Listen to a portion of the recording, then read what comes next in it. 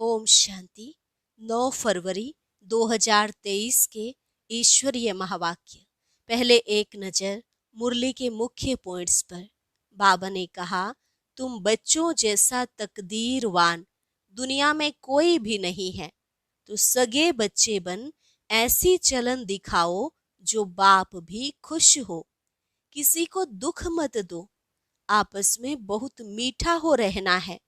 अपने हाथ में लौ नहीं उठाना चाहिए, नहीं तो बाप दादा का नाम बदनाम होगा। बाप तुम्हें सदा के लिए सुख देने आए हैं। बाकी तुम्हारे जीवन में जो विपदाएं आती हैं, बीमारी आदि होती है या कोई देवाला मारते हैं, यह है तुम्हारे कर्मों का हिसाब। हर एक को अपना हिसाब किताब तो भोगना ही है।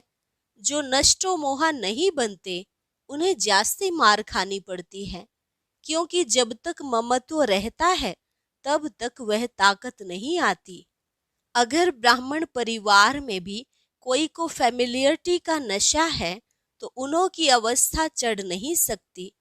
वे सर्विस लायक भी नहीं बन सकते, क्योंकि अंदर कीड़ा लगा हुआ है। कुमारियों के लिए बाबा ने कहा, तुम्हें भारत को स्वर्ग बनाने के लिए सदा पवित्र रहना है। क्रिस्त के बंधन में नहीं बंधना। जिनके पास पर्याप्त धन है उन्हें तो धंधाधोरी का झंझट छोड़ शांति से बैठ योग की कमाई करनी चाहिए। और लास्ट में बाबा ने कहा, तुम जितना याद में रहेंगे उसका असर सारा दिन चलेगा। तो रोज ब्रह्म मुहूर्त में उठ बाबा से मीठी मीठी बातें करो।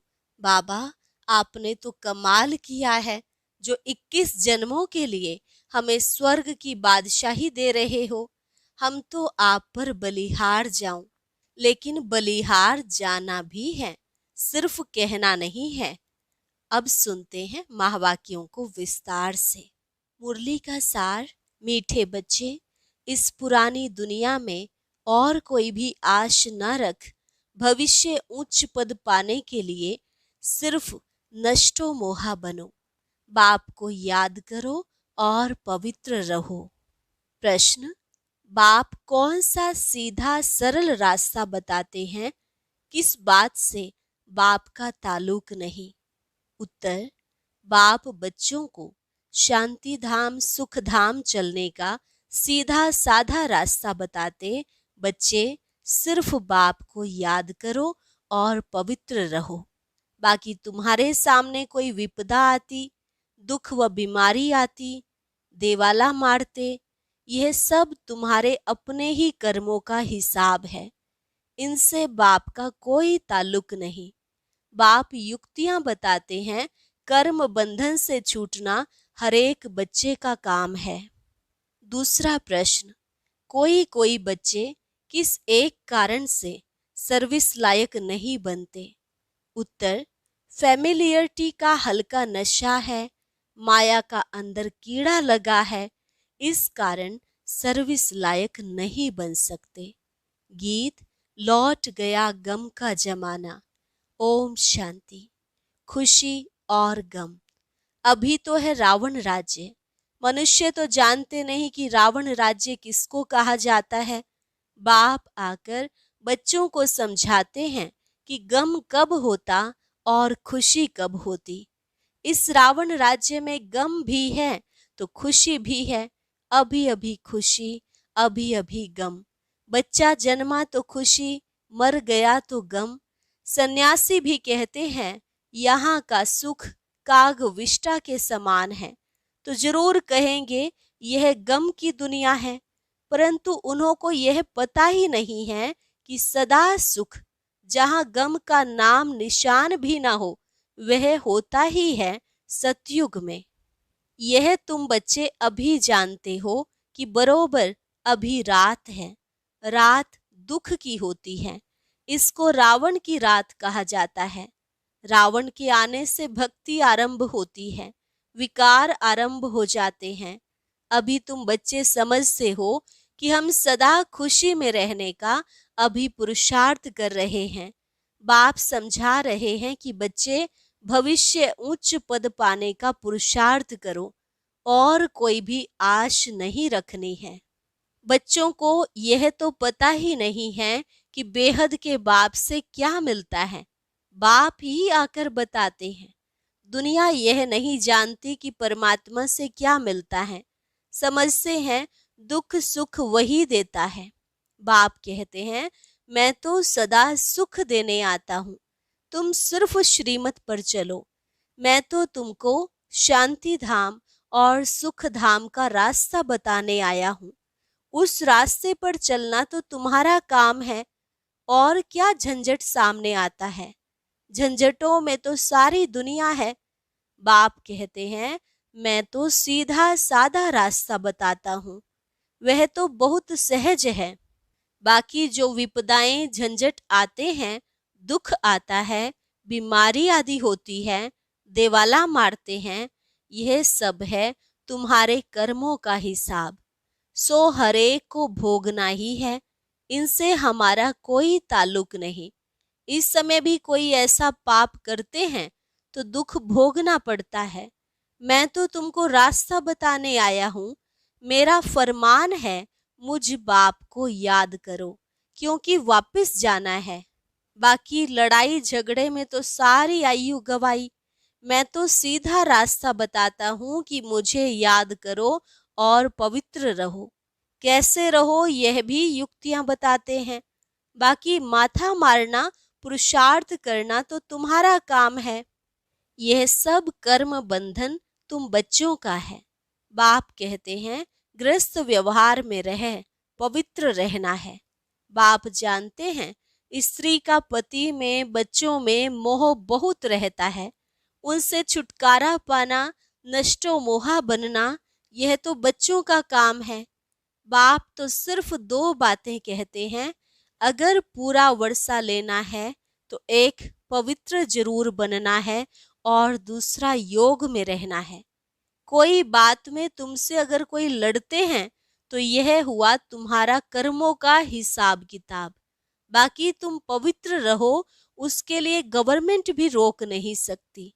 बाप तो रास्ता बताते हैं कि तुमको घर बार नहीं छोड़ना है, गृहस्थ व्यवहार में रहते पवित्र रहना है और योग में रहना है। मनुष्य समझते हैं पवित्र रहना बड़ा मुश्किल है, क्योंकि ऐसी शिक्षा किसी ने कभी नहीं दी। भले कितने भी ब्रह्मचारी रहते हैं, परंतु यहाँ तो कायदा है गृहस्थ व्यवहार में रहकर पवित्र रहना। कुमारी तो पवित्र ही है, उसके लिए तो बहुत सहज है, पवित्र ही रहो। गृहस्थ में ना जाओ, इसमें सिर्फ हिम्मत चाहिए। तुम कह सकती हो कि हम भारत को स्वर्ग बनाने के लिए पवित्र रहना चाहते हैं, इसमें भारत का ही कल्याण है। पवित्रता का वर्षा हमको मिल जाएगा। यह है वर्षा लेने की बात। सतयुग में थी ही पवित्र दुनिया। संगम पर जो पवित्र बनते हैं वही पवित्र दुनिया का मालिक बनेंगे। इसमें सारी दुनिया का तो प्रश्न नहीं है कि सब कैसे पवित्र बनेंगे। अभी सबकी कयामत का समय है। अब सभी को हिसाब किताब चुकतू कर वापस जाना है। सब तो आकर ज्ञान लेंगे नहीं। जो सहज राजयोग सीखेंगे वह वर्षा पाएंगे। सारी दुनिया तो क्या, सारा भारत भी यह ज्ञान सुन धारण नहीं कर सकता है। बाकी कोई झगड़ा है वह तो तुम बच्चों को मिटाना है योग बल से। मार उन्हें खानी पड़ती है जिन्हों का कुछ ममत्व है, नष्टो मोहा नहीं बने हैं, वह ताकत नहीं है। बाबा के पास समाचार आया कि एक गोपिका ने बहुत आंसू बहाए, परंतु रोने से क्या होगा। बाप ने युक्तियां तो बहुत बताई हैं। पति को बोलो हम पवित्र रहना चाहती हैं और बाकी सब सर्विस करने के लिए तैयार हैं। युक्ति से अपने को छुड़ा सकती हैं, परंतु पहले अपने दिल का ममत्व टूटना चाहिए। माताओं का पति और बच्चों में बहुत मोह होता है। फिर कहती है कोई छुड़ावे, परंतु इसमें चिल्लाने व रोने की कोई दरकार नहीं। यह समझ की बात है। समझो कोई अच्छे आदमी की स्त्री है, बच्चे भी फर्स्ट क्लास हैं। बाबा तो कहेंगे गृहस्थ व्यवहार में रहकर पवित्र रहकर दिखाओ इस अंतिम जन्म के लिए।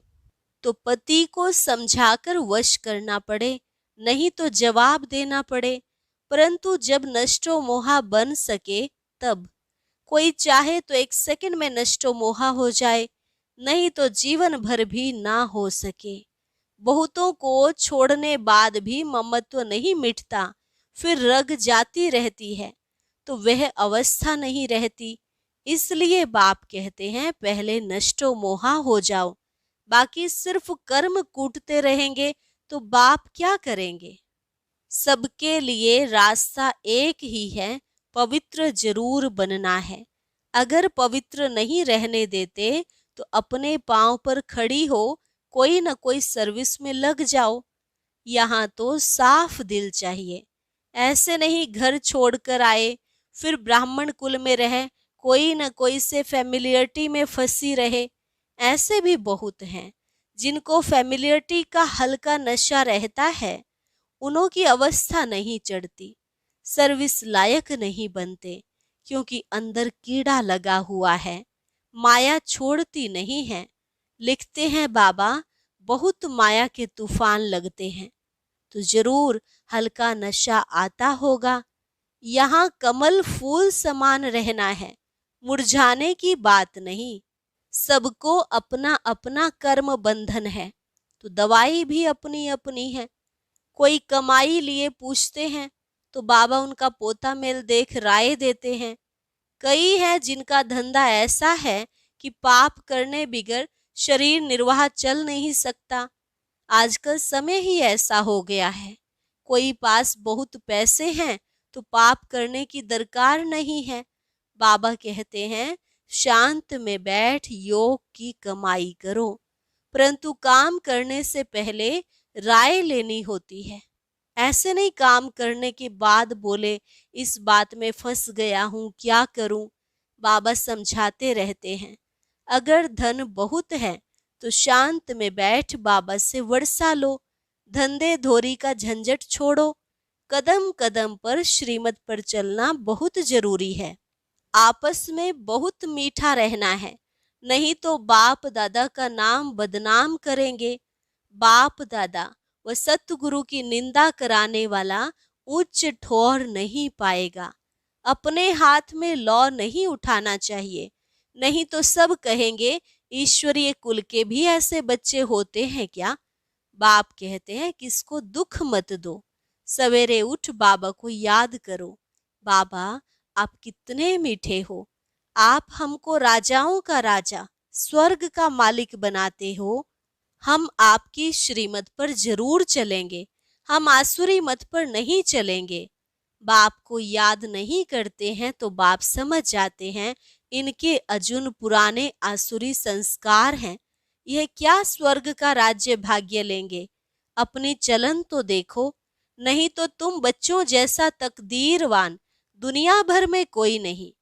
बाप तो कहेंगे सगे बच्चे बनो, ऐसी चलन दिखाओ जो बाप भी खुश हो।